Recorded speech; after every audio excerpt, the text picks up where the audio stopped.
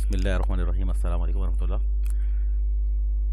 اسلامی studies chapter 4 lecture number 18 حصہ تعارف حدیث کویسچن نمبر 2 حفاظت حدیث اور تدوین حدیث کا دور اول. تو اس میں ہم انشاءاللہ لاسٹ لیکچر میں لیکچر نمبر 17 میں حفاظت حدیث کو ہم نے ڈسکس کیا تھا. اسی کویسچن کا ہمارا نیکسٹ پارٹ ہے تدوین حدیث کا دور اول. تو دور اول کو انشاءاللہ ڈسکس کریں گے. تدوین حدیث کے جو ادوار ہیں وہ 3 ہیں: دور اول، دور ثانی، دور ثالث. دور اول پہلا دور، دور ثانی دوسرا دور اور دور ثالث تیسرا دور. دور اول جو ہے یہ نبی اکرم صلی اللہ علیہ وسلم کا جو عہد رسالت ہے، یہ عہد رسالت اور عہد صحابہ پر مشتمل ہے. جو دور ثانی ہے وہ عہد صحابہ اور عہد تابعین پر مشتمل ہے. تابعین جو تابع کی جمع ہے، اور تابعی کہتے ہیں اس شخص کو کہ جس نے حالت ایمان میں کسی صحابی کی زیارت کی ہو، جبکہ صحابی وہ ہوتا ہے جس نے حالت ایمان میں نبی اکرم صلی اللہ علیہ وسلم کی زیارت کی ہو، صحبت نشینی اختیار کی ہو اور حالت ایمان پر ہی دنیا سے رخصت ہوئے ہوں، ان کو صحابی کہتے ہیں. اور جو تابعی ہوتا ہے یہ اس شخص کو کہتے ہیں جس نے نبی پاک کی حیات طیبہ کا زمانہ نہ پایا ہو، آپ کی صحبت نہ پائی ہو، لیکن کسی صحابی کی زیارت کی ہو اور حالت ایمان میں ہی دنیا سے رخصت ہوئے ہوں، اس کو تابعی کہتے ہیں. اور دور ثالث جو ہے وہ عہد تبع تابعین پر مشتمل ہے. عہد تابعین اور تبع تابعین. پہلا دور کیا ہوا؟ عہد رسالت و عہد صحابہ. دوسرا دور عہد صحابہ اور عہد تابعین. اور تیسرا دور عہد تابعین اور عہد تبع تابعین. تبع تابعین ان کو کہتے ہیں جنہوں نے کسی صحابی کی زیارت نہ کی ہو، صحابی کا زمانہ نہ پایا ہو، لیکن کسی تابعی کا زمانہ پایا ہو، زیارت کی ہو اور حالت ایمان پر ہی دنیا سے رخصت ہوئے ہوں، ان کو کہتے ہیں تبع تابعی. تو اس طرح دور اول ہوا عہد رسالت و عہد صحابہ پر، دور ثانی ہوا عہد صحابہ اور عہد تابعین پر، اور دور ثالث ہوا عہد تابعین اور عہد تبع تابعین پر. تو انشاءاللہ آج ہم ڈسکس کریں گے جو دور اول ہے، یہی ہمارے سمارٹ سلیبس کا حصہ ہے. تو ہم صرف اسی دور اول کو ہی ڈسکس کریں گے کہ تدوین حدیث کے دور اول میں حدیث کی کس طرح حفاظت کی گئی. مخاطبین کیونکہ صحابہ تھے تو کس انداز میں انہوں نے حدیث کو محفوظ کیا. یہ ایک مسلمہ حقیقت ہے کہ حدیث کا آغاز جو ہے وہ عہد رسالت میں ہو گیا تھا. یہ لاسٹ ٹائم ہم نے ڈسکس کیا تھا اس کو. لیکن جو مستشرقین ہیں، یہ مغربی ممالک کے غیر مسلم مفکرین ہیں، ان کا نظریہ یہ ہے کہ تدوین حدیث کا آغاز عہد رسالت میں نہیں ہوا بلکہ دوسری صدی ہجری میں ہوا، جو کہ سراسر غلط ہے. حدیث کو لکھنے کا جو آغاز ہے وہ عہد رسالت میں ہو گیا تھا. رسول اکرم صلی اللہ علیہ وسلم نے جب صحابہ کو حدیث لکھنے کی اجازت عطا فرما دی تو صحابہ نے بڑے ذوق و شوق کے ساتھ حدیثیں لکھنا شروع کر دیں، کیونکہ نبی اکرم صلی اللہ علیہ وسلم کی ہر بات کو محفوظ کرنے کے لیے صحابہ زبانی یاد کر لیا کرتے تھے، پھر لکھ لیا کرتے تھے. ان کے پیش نظر نبی اکرم کا یہ فرمان تھا. اللہ کے رسول نے ارشاد فرمایا: نظر اللہ عمران سمع حدیثا فحفظہ حتی یبلغہ غیرہ. یہ ترمذی شریف کی روایت ہے. نظر اللہ عمران کہ اللہ تعالیٰ اس شخص کو، اس آدمی کو، اس شخص کو خوش و خرم رکھے. سمع حدیثا جس نے حدیث کو سنا، فحفظہ پھر اسے یاد کیا، حتی یبلغہ غیرہ پھر اسی طرح اسے آگے بھی پہنچا دیا. تو یہ حدیث بیٹا آپ یاد بھی کر لیں ساتھ.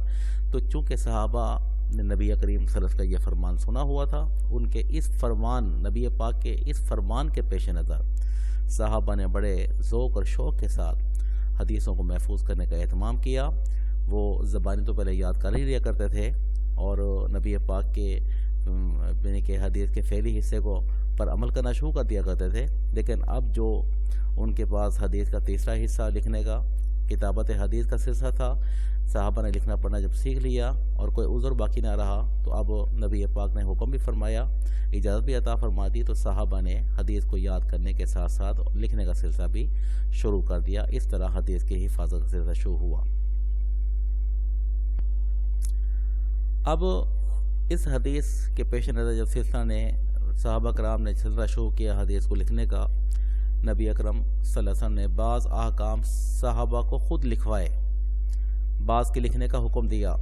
اس کے ساتھ ساتھ صحابہ کرام نبی اکرم کے تمام اقوال و احوال لکھنے کا اہتمام کر لیا کرتے تھے۔ مثلا نبی اکرم صلی اللہ علیہ وسلم کی مختلف قبائل کو تحریری ہدایات ہیں، مختلف خطوط اور ان کے جوابات ہیں، مختلف معاہدات و مردم شماری کے کاغذات ہیں، بادشاہوں اور گورنروں کے نام اسلام کے دعوتی تحریرات وغیرہ بھی صحابہ نے محفوظ کر لیے۔ تدوین حدیث کے دور اول میں کیا کیا کاوشیں کی، ان کو ہم 4 حصوں میں ڈیوائیڈ کر لیتے ہیں۔ اس میں ایک تو صحابہ نے صحائف لکھے، صحائف اس کی ڈیٹیل انشاءاللہ آگے بیان کرتے ہیں۔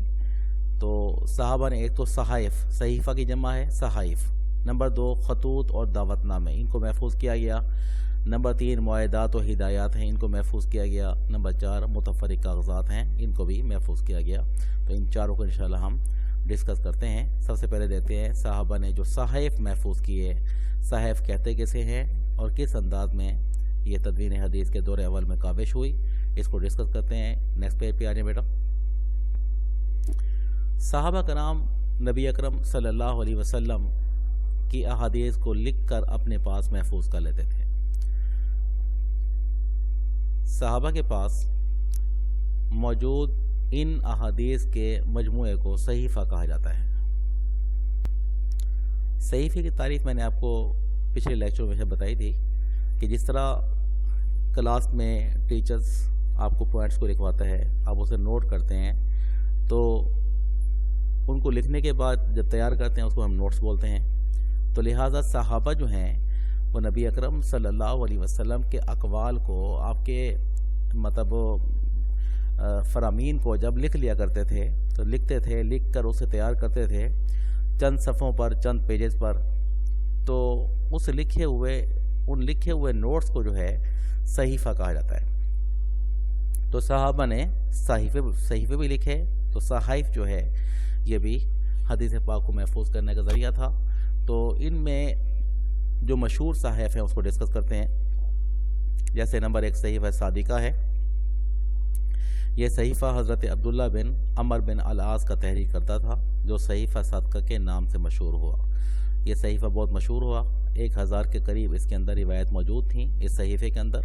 تو یہ صحیفہ تمام صحیفوں میں زیادہ مشہور ہوا۔ اس طرح صحیفہ علی ہے، یہ صحیفہ حضرت علی کا تحریر کرتا ہے، جو صحیفہ علی کے نام سے مشہور ہوا۔ اس صحیفے میں لکھی گئی احادیث احکام و مسائل پر مشتمل تھی۔